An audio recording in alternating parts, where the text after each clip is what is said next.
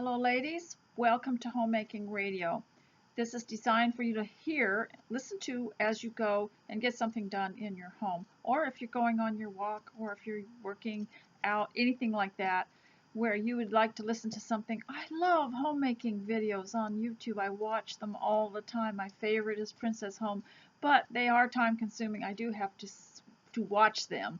So today I am going to introduce you to listening as you go if you're new here.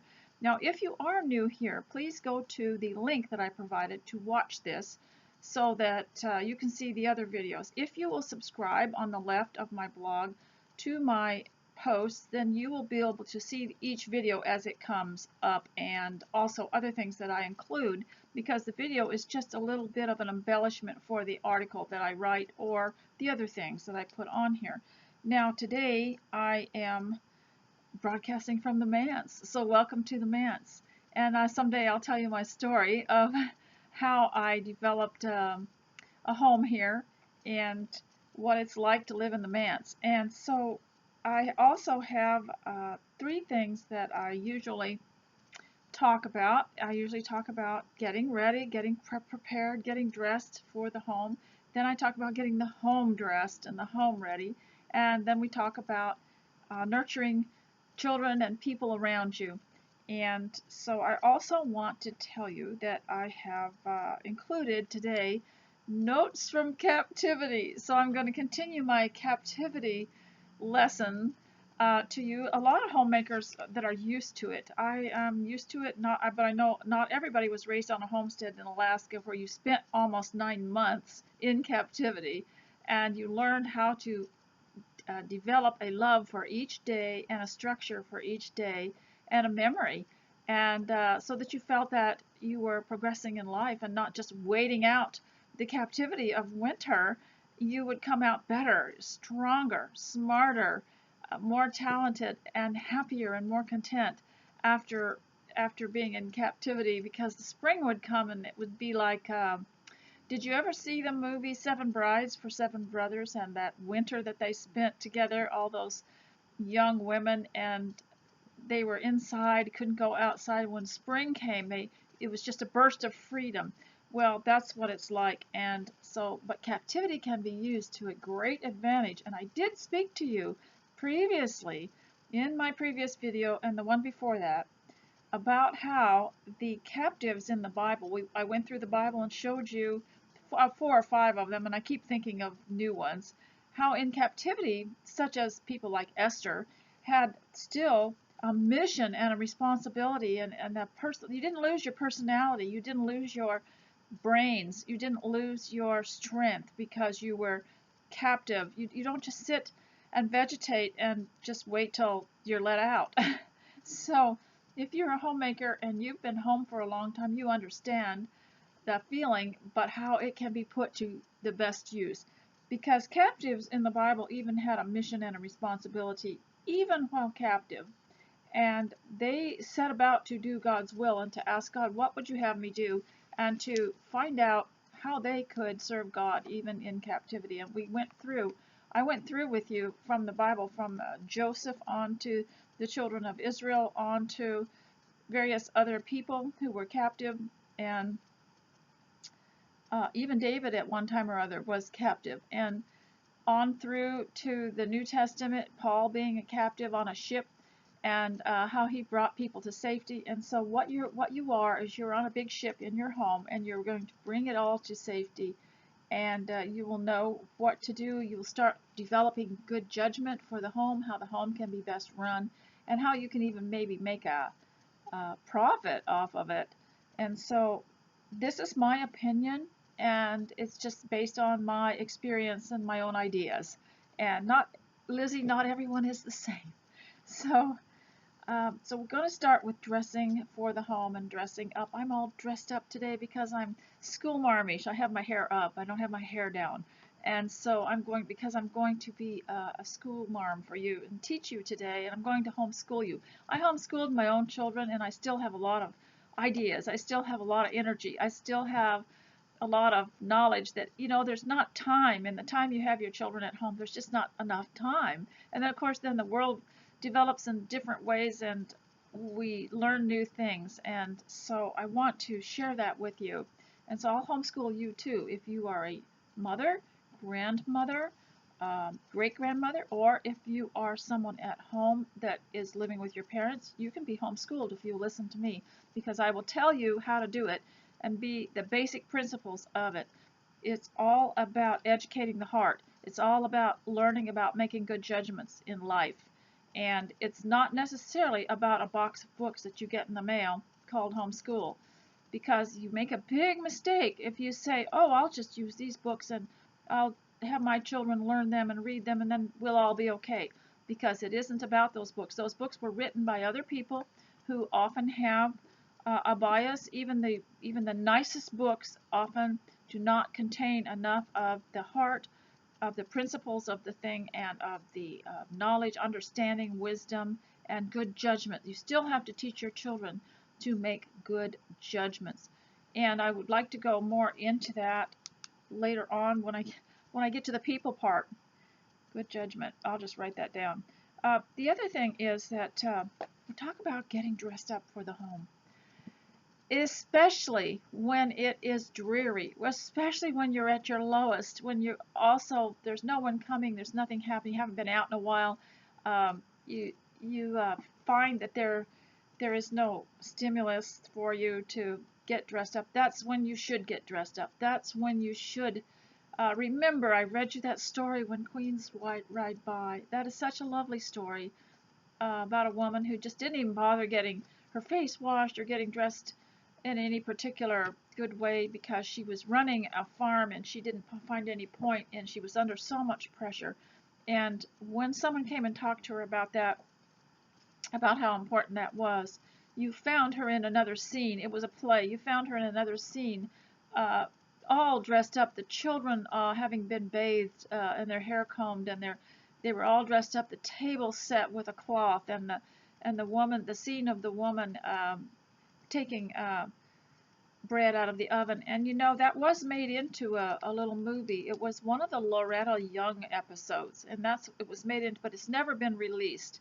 And I always wish that it had. You can do a search for it, When Queens Ride By, Loretta Young show. I think it was 1964. I actually saw it when I was about, I'm thinking I was 9 years old, but I might have been older. And but I actually saw it. So that's the scene that I have in my mind of it. I think it was maybe in black and white. So this, when you get at your lowest point, it's like when in the daytime, there's a certain time of day in some climates where maybe 3 or 4 o'clock it starts to get a little different type of light, a little bit overcast, and maybe the sounds change and it doesn't seem cheerful. The birds are not chirping anymore. The light is fading. It seems dreary. Maybe there is maybe the sounds of activity in the commercial world have ceased, and it seems rather depressing. That's when ladies should go and check their appearance and get dressed up and go to it for another few hours at home. And one of the things that I've found getting dressed up does for me is, even if I get very little done on my list at home, at least I will have gotten dressed and given the day some purpose and some glory. And it is an acknowledgement that this is the day that the Lord has made and that I have regarded it. I have acknowledged it by getting dressed. And even when I'm sick and bad, not feeling well, I'll get up, take a bath, put on new sleeping clothes, and even take my mirror and my comb and my brush to my bed and brush my hair.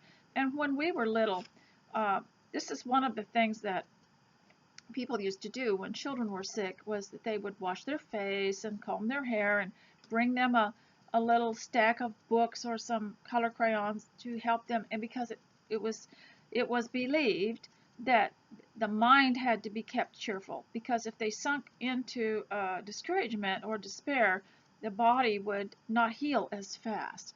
And that's what is so important. And I often see people writing comments under videos that I watch saying something that's very discouraging, like, you lot are just no good, or something like that. who's going to rally behind somebody like that? How are they going to encourage anybody that way? I don't think that's a good idea. And you have to consider yourself the general of your family. And you know, the Bible says that women should guard and guide the home. Well, when you look that up in the original Greek language of the New Testament, you see that it means it's similar to military, which is very serious. Can you imagine being a guard and just kind of looking away and letting it all be destroyed or fall apart? And so women at home have to be alert and getting dressed up, getting your hair fixed, taking your skincare seriously is part of feeling alert. In fact, even in the military, this is part of what makes them feel um, prepared. So getting dressed is getting prepared, getting your shower, getting dressed, whatever, however you do it, to look and feel your best is very important. Even if you don't think you're going to see anybody, but you know your family is very important, more important than somebody else, and so you must get dressed for them. And so even the captives, as I have said, had a mission and a responsibility, even while captive. It was all about serving God and how they would be used of God. And this with us, when we serve our families, that's how we serve God. The Bible says, you know, if you love God, you'll love other people, and your family is the most important. They are the most important. And it's very important for them to have a guide, even if all you are is an example. Now, the next thing, of course, is to treat your home in a way that is pleasant for everyone, not just pleasant, but in a way, a stimulating place where people can, and you can be creative and bring out the best in you. Have you always wanted to write? Have you always wanted to paint? Have you always wanted to do something uh, a little bit different? So anything like that, that is the place that you're going to have to create that atmosphere that will inspire you to do the things that bring out the best in, to use your talents and bring out the best in you. And in order to do that, you're going to have to keep it keep it and guard it. You know, the Bible talks about guarding the home and guiding the home. To keep it, to guard it, and to guide it means to go back and maintain the areas where you have cleaned it and embellished it and made it pleasing to you. You're going to have to go back every now and then and look and keep that going. And I have learned that the hard way. You can't just clean it once and just expect it to stay that way. And you just have to go back and maintain it.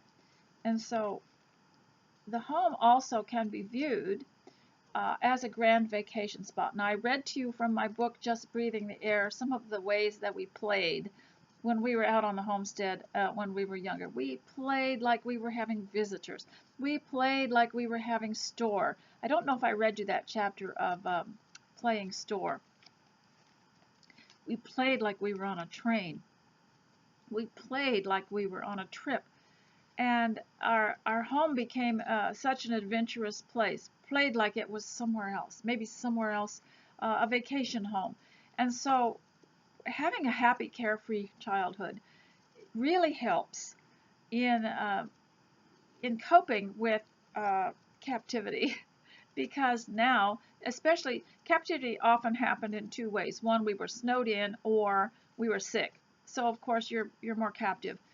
And or we could have been extremely poor and there was no way to, we didn't have gas for the car. So everybody's going to probably experience some kind of captivity in their life, and where they're limited. But when the childhood experiences of playing has helped so much, and such an advantage to think of your home as a vacation home, because I mean, remember playing like just pretending that that was what it was. It was a vacation home. So you can turn your home into a vacation home by changing things the way that it would be.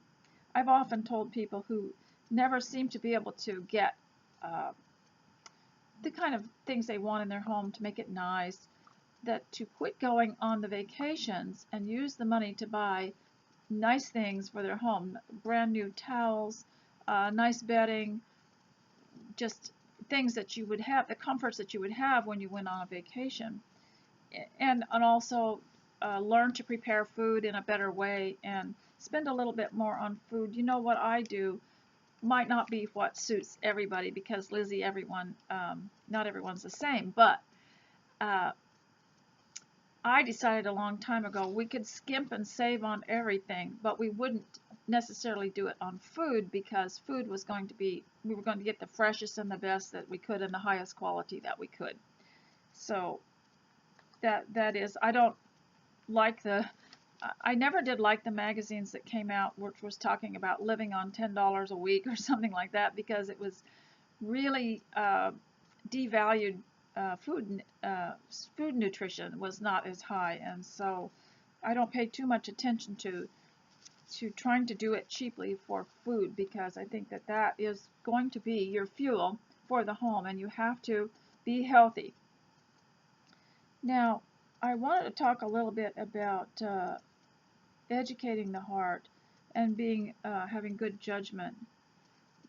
Let us suppose that even though you have been a very good guide for your home, and even homeschoolers will find this will happen, that every once in a while one of your children will become influenced or just get an idea in their head that this is not, that they shouldn't have to get dressed up in the morning. It's not so bad to hang around all day in your pajamas, and they'll just come up with this out of nowhere, and the mother is just shocked, because she'll say, where did you get that idea? I'm trying to teach my family to get dressed for dinner, to get dressed for breakfast, just to have some good habits. That's one of the advantages of homeschooling, is you start out with these good habits. Let's get ready for the house. This is a beautiful house. If you have taken care of your house, or you're getting it like a vacation spot, it's so beautiful it deserves to be dressed up for, just out of respect, and respect for the one that's keeping it. But once in a while somebody will get the idea, I don't really want to do that. I don't want to clean my room or dress up or anything like that. I believe that as a homeschooler, this person needs to be better educated. So I suggest that they become more educated. Now that we have the internet and the web, and so much curiosity can be satisfied about different subjects, we can have them do a search on uh, why cleanliness is important, or why orderliness is important, or maybe you have books and things that have that kind of information in them, and make them do, if they're older, have them write to you all the reasons why they should or should not um, be well dressed, clean, or presentable, and see if you can get them to educate themselves by writing an essay on it. And I once suggested that water. Let's just talk about water. Let's say that you're trying to encourage your family to drink pure water and the best water, but the government comes across along with a different kind of water, and it's bottled and it's free, but it has some undesirable qualities to it, maybe some chemicals that you don't want to have, or you don't want your children to have, and you've done the research and you've found out that it's not good for the stomach, the brain, the heart, or the body to drink this free government water. So you insist that your family is not going to be served that kind of water, and you won't get it. And so then after a while, one of the older children comes around, and they're influenced, maybe by watching what everybody else is doing, and no one else seems to mind drinking the free government water. So they come around and say, well, Mom, I'm not worried about that. It doesn't bother me, and I don't think anything's so bad about it. But here's one of the problems. If this child is living at home under his parents' protection, then the child, before he mouths off about that stuff, should check around and see what the parent's opinion is and what the parent's beliefs are before he or she says something like that aloud, uh, because it can be a bad influence on the rest of the family, and also can be um, it can be divisive. So a child that thinks that the water that the government is giving him doesn't bother him and is better, needs to do his research. So they will be put to work. We'll educate them as to, first of all, what are the ingredients in this water that you claim is not so bad. And here's something we have to watch out for is these words, it's not so bad. Anytime somebody says it's not so bad, they're not saying it's great, or they're just admitting it's a little inferior, but not enough to worry about. And so pretty soon something else comes around that's a little more dangerous, but still not so bad. And it can really suck you into this being mediocre. So when we talk about children and homeschooling, we need to have, I'll just pretend you're my kids and I'll teach you, is we're looking for excellence. We're not looking for something that's, quote, not so bad or just will do. We're looking for excellence. And of course, we're never going to maybe achieve it like we'd really like to, but it's better to head for that goal, excellence, than to say, well, I'll never be excellent, so I'll just accept this because it's not so bad. So the child comes, they're older, maybe they're 17 or 16, and they say, I don't really, Mother, I don't really care about the water. I'll take the water. It's free, and it's easy to get, and so I'll be drinking that. And so the mother should say, okay, well, before you drink it, though, you have to look up the ingredients, and then you have to look up where the ingredients come from, what all is in it, and then you have to look up the container. What's the container made out of, and does the container have ingredients that affect the water in some way?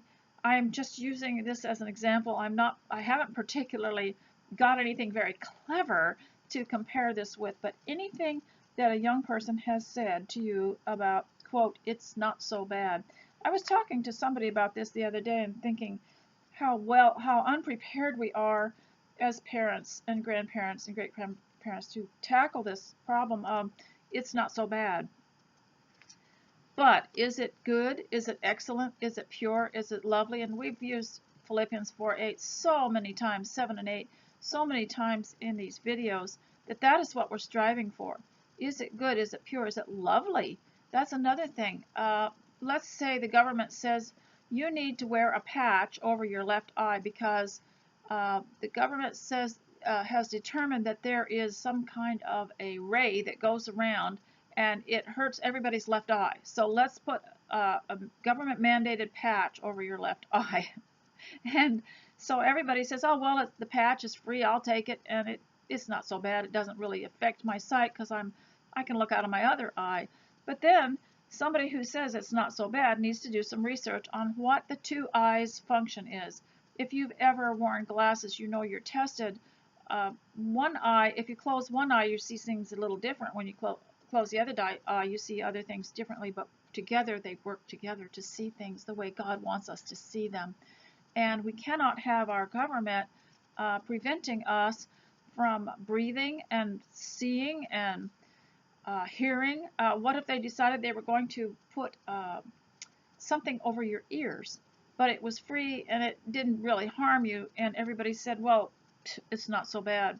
You need to really make people educate themselves and go and research everything before they say it's not so bad, because some little thing might not be so bad, but after that comes a bigger thing, and you start tolerating it, and after a while you've abandoned Philippians 4:8, whatever's good, lovely, pure, just, and excellent. And so if it's not excellent, it does have some flaws in it. Do we want that for ourselves? Are we so inferior as people that we think that it's not so bad is a good value for us? Think about that, and maybe why don't you discuss that value, it's not so bad, and see what you think is wrong with that phrase, it's not so bad. Now, so I've established the fact that you need to be getting dressed because it also makes you clear-minded, more clear-minded. You can discuss. Somebody might come in your home and want to discuss some problem, and you're not dressed, and your hair's not done, you haven't washed your face, and you just don't feel as prepared to talk to people, and so your answers might not be as have the clarity that you need when you're dressed. It does make a big difference, and so getting dressed also helps your mind. And that's what I say about these exercises that I take every day, they're just little stretch exercises, some of them just sitting in a chair. But it's amazing how I've been able to remember a little bit better, capture my words a little bit better, and my thoughts. I don't have to read off of a script because I think it clears my mind a little bit better. So it's the same with getting dressed. And also, fixing up your home and getting it organized. Yesterday, you know, after 10 years of walking past these two cluttered drawers, catch-all drawers that had pens and papers and stuff in them, I cleaned them out. You have to understand, living in the manse and all the things I have to do, why it was easier to just skip past those drawers. And a lot of people were using them too, and not pay much attention. And I think it took me half an hour to clean them out, and because they scared me, you know. I didn't know. I didn't really want to get involved in it, and I thought it would be a big job. Most of our jobs they look daunting, but might take half an hour to fix. And I cleaned it out and discovered that most of it was just probably could be thrown away. And so, but it's amazing how when you start sorting things, even sorting books and magazines, how it balances your thinking and balances your judgment. Now you're making little judgments, and pretty soon you feel pretty stable. I think one of the problems with feeling rather scattered and unstable at home is not having a list. I think a list is helpful. I don't know about the schedule part. You know, 9 o'clock to 10 o'clock. I can't fulfill that. But having a list is really good, and it does help balance our thinking, because now you see you have to be self-motivated, and we're self-employed at home. So this is part of the feeling of captivity, and that's what I'm sending you these comments from captivity here. And so I want to read a couple of poems to you today as part of your homeschooling. Now remember too, when you're homeschooling your own children, or if you're a young person yourself and you're listening to this, and this is for everybody too, because I don't believe in having an older woman's blog or a younger woman's, or this is just for people over the certain age, because we are created to interact with each other. The young and the old interact with each other, and it's very important.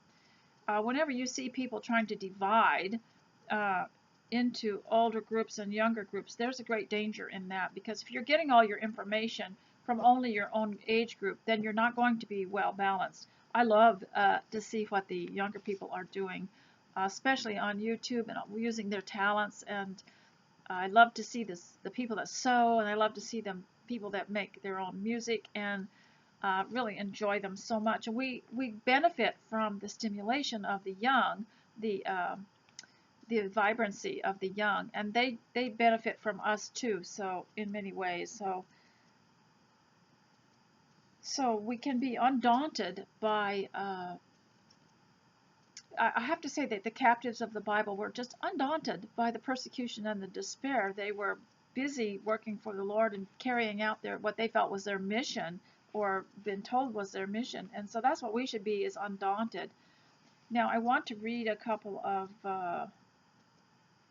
things in here in the collected verse of Edgar A. Guest. Now some of you are not familiar with Edgar A. Guest, but I'll just read a little bit about him. What I understand is he was a newspaper writer, and he worked for a newspaper. He came from England during World War II and then stayed.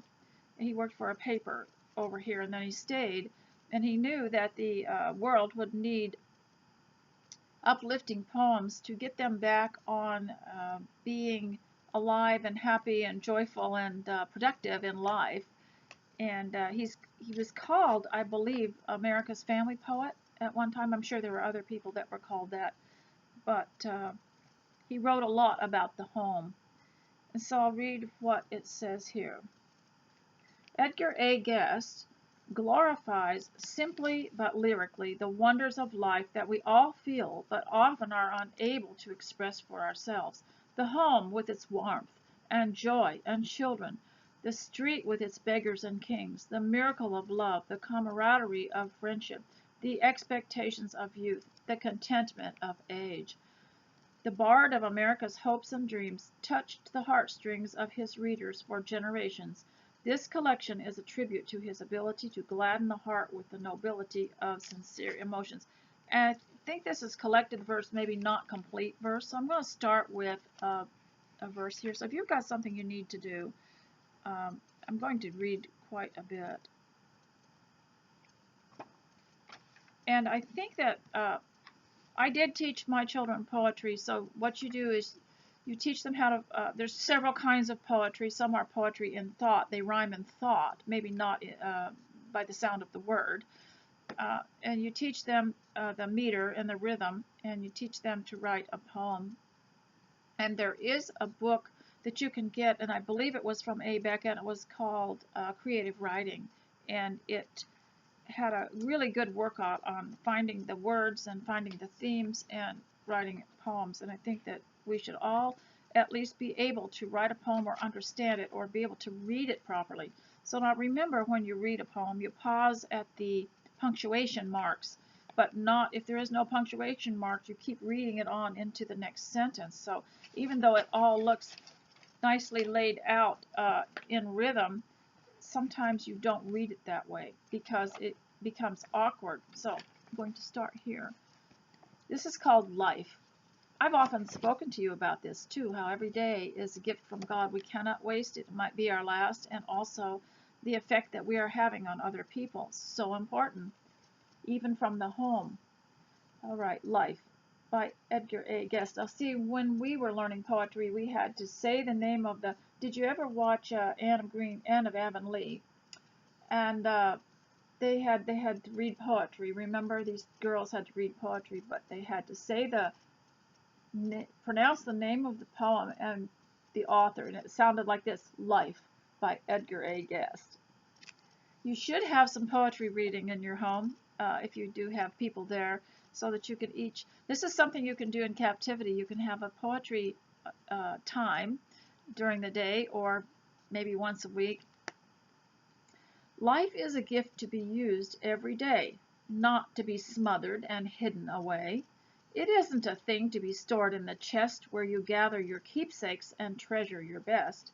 It isn't a joy to be sipped now and then and promptly put back in a dark place again. Life is a gift that the humblest may boast of, and one that the humblest may well make the most of.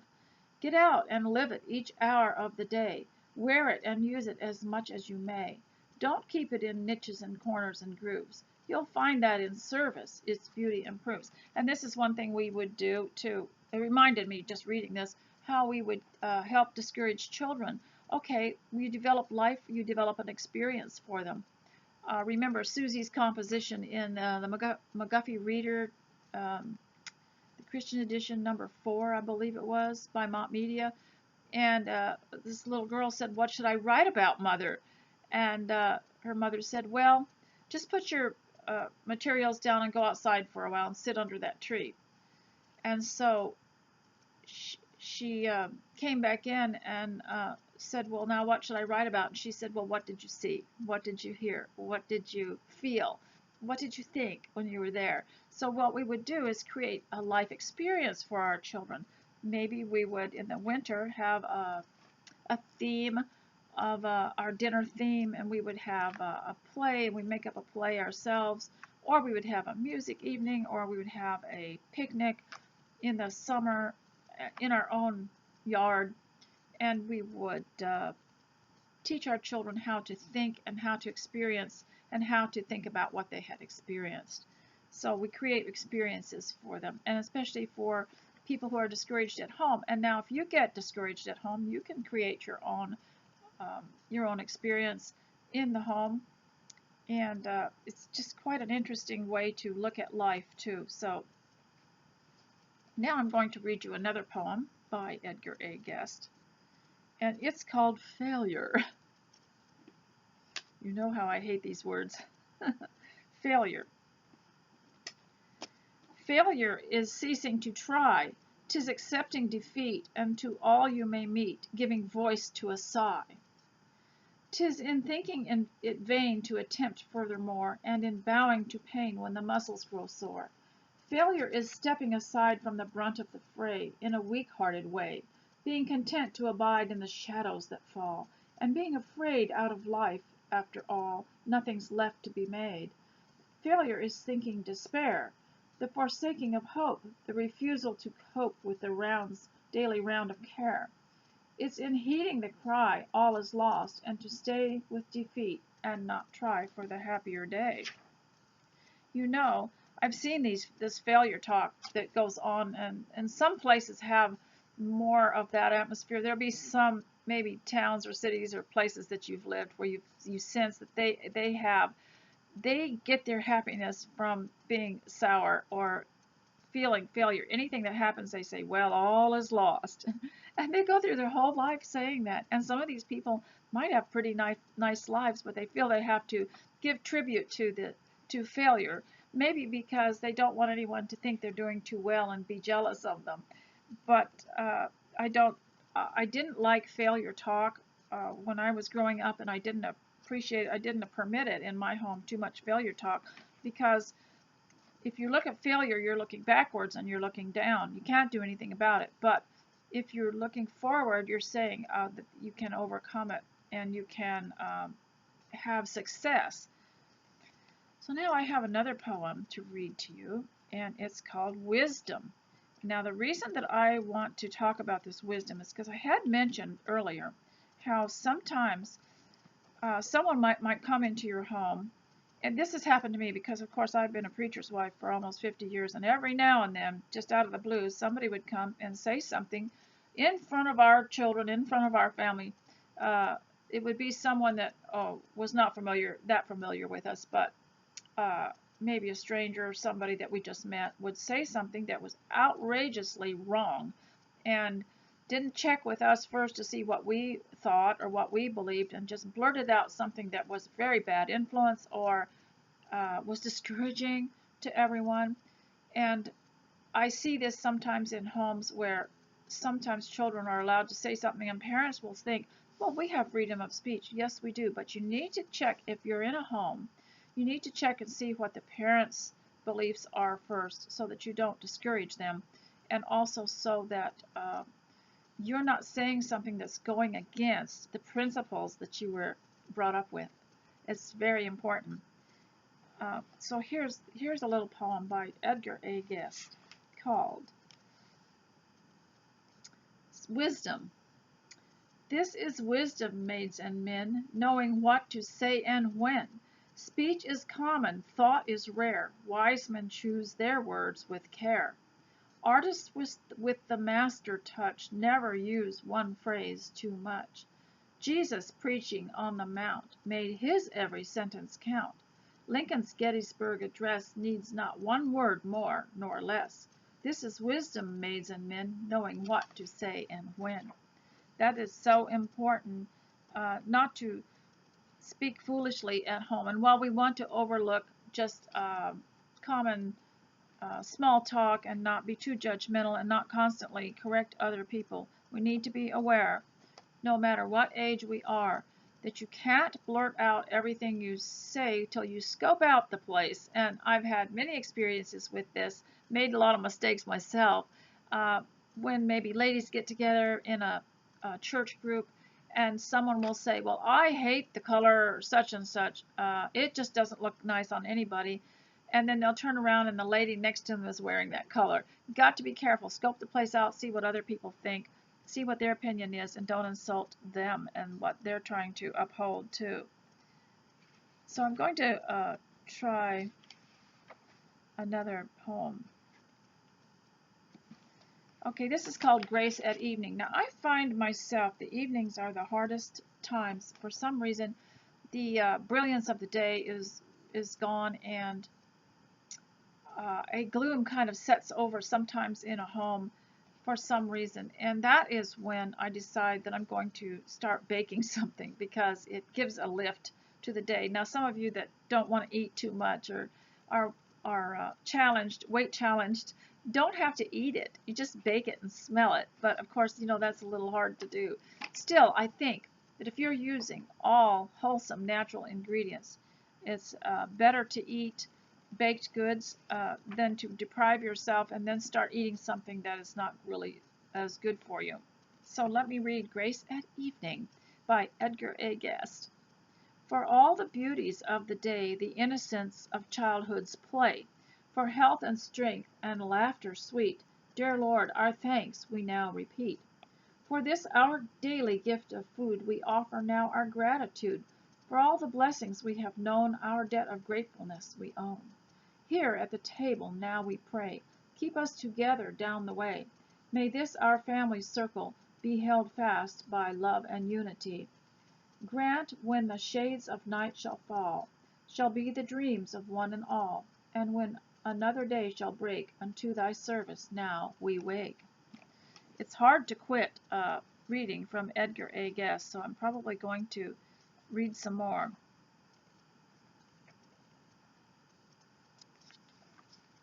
Okay, this is about contentment, and which everybody finds a little bit hard to grasp sometimes. Not in the goal attained or task complete, or in the glittering prize contentment lies, but in the struggle and the battle heat, the pressing onward against sure defeat, the matching wit with wit, hitting and being hit. Now that's just metaphorical, you know that. Men long to rest, but resting long to fight. Men stand to gain, and end to gain. But only the very old can take delight from comfort never broken day or night. Victors are fain to risk defeat again. Contentment's in the doubting and the deed, not in the triumph won, but in the keeping on. 'Tis in the hurt of open wounds which bleed, the turmoil and planning to succeed. Once rested, man would go, new pains to know. Now see, poems like this and this idea of contentment being in the achievement, in the constant, uh, in the constant trying, in the constant attempts at doing something. You're more content doing that than to just sit back and put up with something. Where a lot of people think contentment means, well, I'm just content, I'm just going to let the place fall around about me, I'm just content to do that. But real contentment comes from an attempt to do something, even if it doesn't quite work out. The feeling is so much better.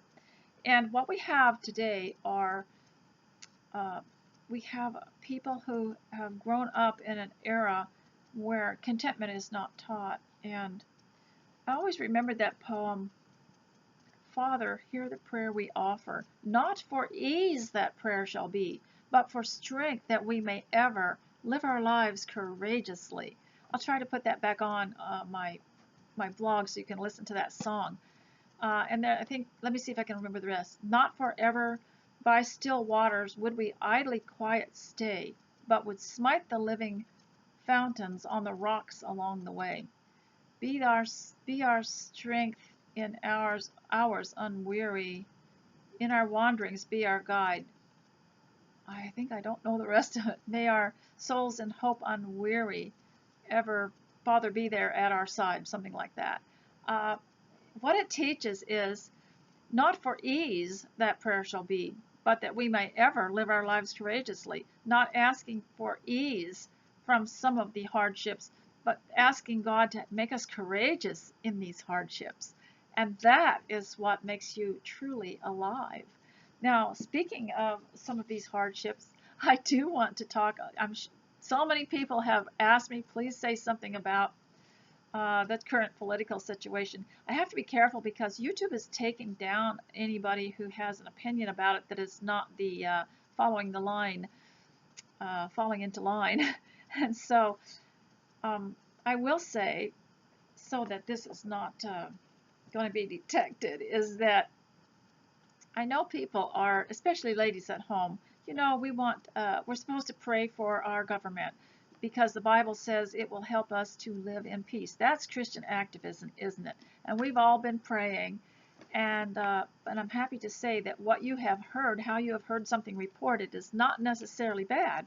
We heard that the highest, one of the three branches of government that starts with an S, did not take the case of the voting systems and the voting machines, did not take that case and also of the changing of the rules, that some of the states had changed the rules about voting.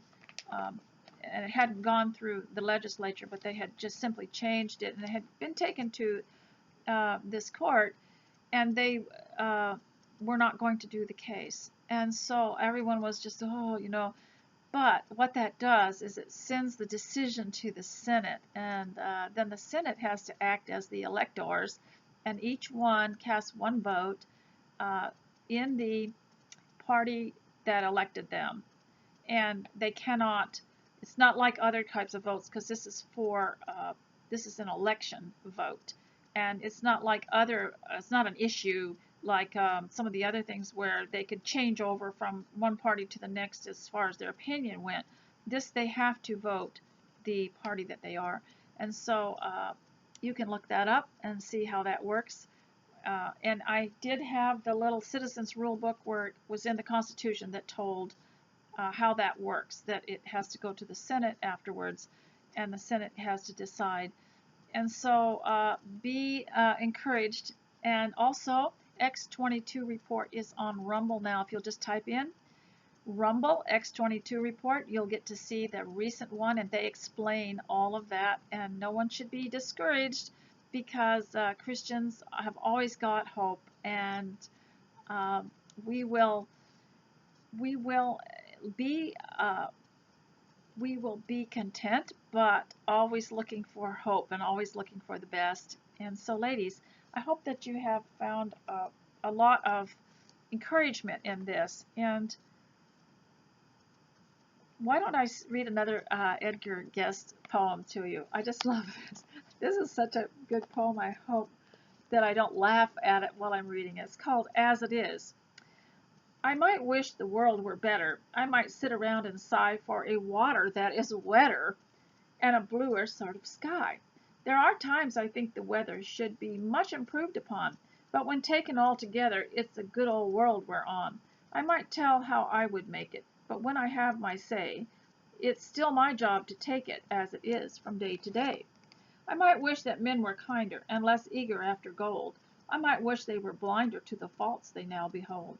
And I'd try to make them gentle and more tolerant in strife and a bit more sentimental o'er the finer things of life. But I am not here to make them or to work in human clay. It is just my work to take them as they are from day to day. There's a world that suffers sorrow. Here are bitterness and pain, and the joy we plan tomorrow may be ruined by the rain. Here are hate and greed and badness, here are love and friendship too, but the most of it is gladness when at last we've run it through.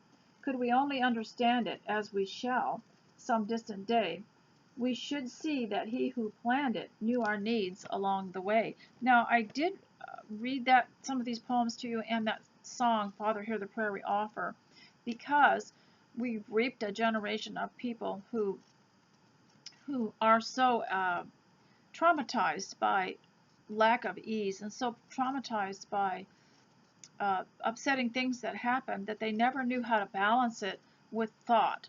And so that's why a poetry book like this balances all the trauma in life and all. I'm easily traumatized, you know that, but it balances the trauma by giving you a choice to think a different way and to use it. You can use it to accomplish something.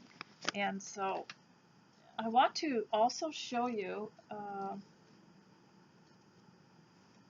I wanted to tell you one more thing before I quit, and also give you kind of a panoramic view of this room that I'm in, if I can manage that. That children, even the ones that are older, still have not formed good judgment, and so they might say some things that are upsetting. And if you're a good homeschooler, you're going to be able to understand that and not get upset because they are not speaking out of maturity; they're speaking out of immaturity. So you gently tell them, now that's the better way to think about that is this, and gently guide them into thinking more positive. And also, they need to understand too, even if they're teenagers, they need to understand that they have a responsibility not to discourage other people. And kids can be very, very critical. They start learning things and they learn how to do it right, and then they notice other people aren't. So they become very, very critical. So what you have to say to them is, well, that's true. We do it this way, but others don't have the same kind of values we have. We're a very special family. They have a different set of values than we do. That's how they do it. This is how we do it. But also the reason that we do it is because our values are based on, and mention some of the principles and beliefs and the scriptures that you believe in. Now I'm also going to try to show you now a panoramic view of this room that I'm in. Don't know if I can manage that. We'll give it a try. This is the front room, and you're looking at the furthest part of it here. And we're going around to the end of it. You see down the hall there. Sometime I'll have a grandchild come and just do a video of it all. There's the coming near the front door here. Have a little light coming in. And this is the tea table that I keep in the front room so that I can serve people without using the dining room right here.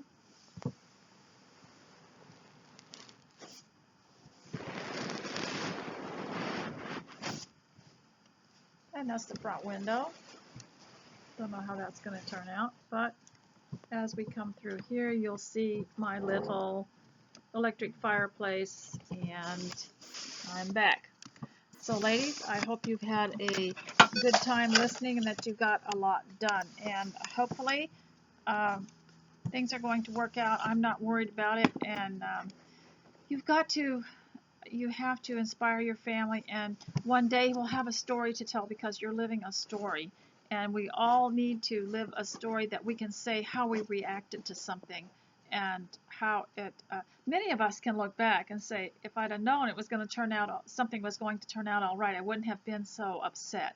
So ladies, until I see you again, I hope you have a lovely day, and I hope you got a lot done. If you want to, you can leave a comment. You can also continue listening to other Homemaker Radio episodes if you will go over to the continuous play on the left, and then you can keep going. So I hope that you got something out of it, and I am so blessed that you came here today to listen, and so grateful for all the help that all of you have given me, and you keep me encouraged. So I'll see you next time. Bye.